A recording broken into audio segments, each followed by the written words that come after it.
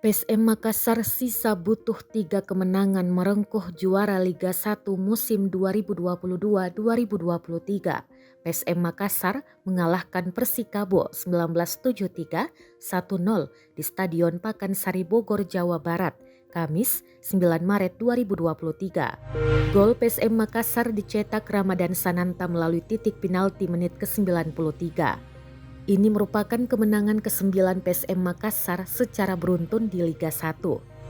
Kemenangan ke-9 PSM Makassar menyamai rekor Bali United musim 2021-2022. Kini PSM Makassar makin nyaman di klasmen sementara Liga 1 dengan 65 poin. Unggul 13 poin dari Persib Bandung, posisi kedua dengan 52 poin dari 27 laga. Sementara Persija Jakarta berada di posisi ketiga dengan 51 poin dari 27 laga.